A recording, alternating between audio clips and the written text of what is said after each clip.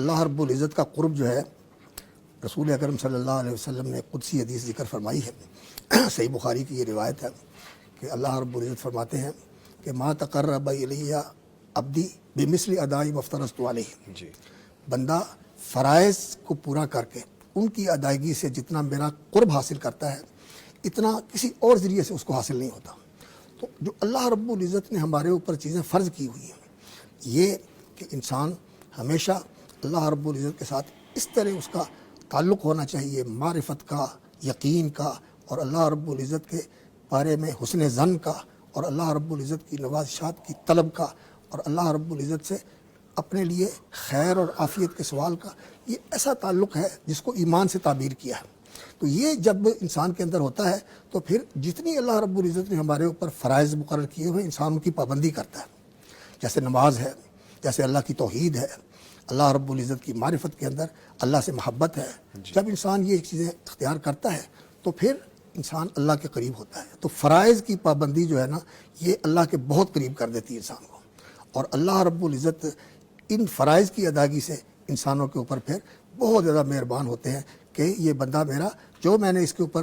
پابندی لگائی ہے، جو چیز اس کے ذمہ لگائی ہے، اس کو پورا کر رہا ہے۔ اللہ رب العزت اس کے اوپر نوازتے ہیں بندے کو، لیکن پھر انسان اسی میں بس نہیں کرتا، پھر وہ اللہ کے لیے ان فرائض کی پابندی کے ساتھ ساتھ نوافل کا بھی اہتمام کرتا ہے۔ یعنی فرض نمازیں تو پڑھنی ہیں، باجماعت پڑھنی ہے، اور اس کے ساتھ نوافل کا بھی اہتمام کرنا ہے، سنتوں کا اہتمام کرنا ہے، نماز سے پہلے، نماز کے بعد، اور پھر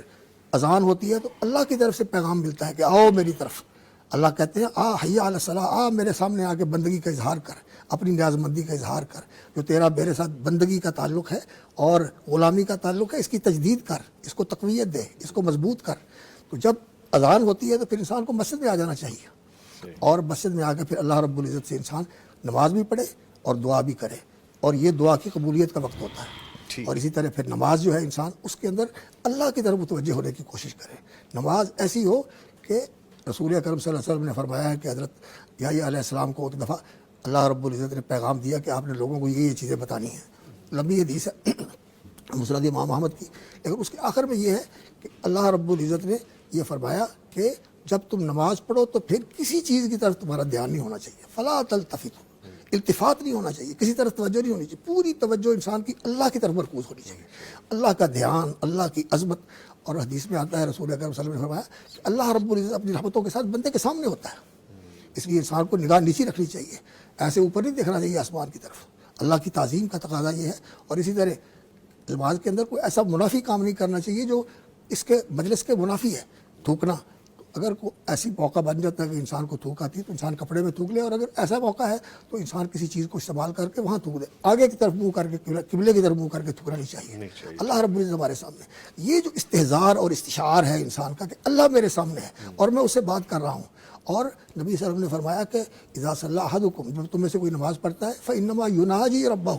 وہ اپنے رب کے ساتھ راز و نیاز کی بات کرتا ہے، اللہ اس کی سنتا ہے اور اس کا جواب دیتا ہے۔ ہم تو نہیں سنتے، لیکن اللہ کے رسول نے بتایا جب بندہ یہ کہتا ہے تو اللہ یہ کہتے ہیں۔ اللہ فرماتے ہیں کہ الحمدللہ پر اللہ تعالیٰ کہتے ہیں کہ میرے بندے نے میری تعریف کی۔ تو جب اللہ جواب دے رہا ہے اور ہم اس کے سامنے پیش کر رہے ہیں تو پھر انسان کے اوپر جیسے کسی بڑی جگہ کے اوپر جا کے، حساس جگہ کے اوپر جا کے انسان کی حالت ہوتی ہے کہ انسان پوری طرح اس سے متوجہ ہوتا ہے، کسی اور کی طرف اس کا دھیان نہیں ہوتا۔ تو اس وقت پھر جو ہے نا اللہ رب العزت کے انسان اور قریب ہوتا ہے، فرائض کی پابندی سے، نوافل کے اہتمام سے اور زیادہ قریب ہوتا ہے۔ اور اللہ رب العزت ایسے بندے کے ساتھ محبت بھی کرتے ہیں۔ محبت بھی اللہ رب العزت کی صفت ہے، اللہ رب العزت اپنے بندوں کے ساتھ محبت فرماتے ہیں، بہت زیادہ اللہ تعالیٰ محبت کرنے والا۔ اللہ کا نام ہے الودود، بہت زیادہ پیار کرنے والا، الرؤوف، الرحیم، وہ رافت کرنے والا ہے، شفقت کرنے والا ہے، رحمت کرنے والا ہے۔ تو اس وجہ سے پھر انسان جو اللہ کے قریب ہوتا ہے تو اس کی جو تاثیر ہے اور اس کی جو سرشاری ہے اور اس کے جو اثرات ہیں بعد میں بھی ساتھ رہتے ہیں انسان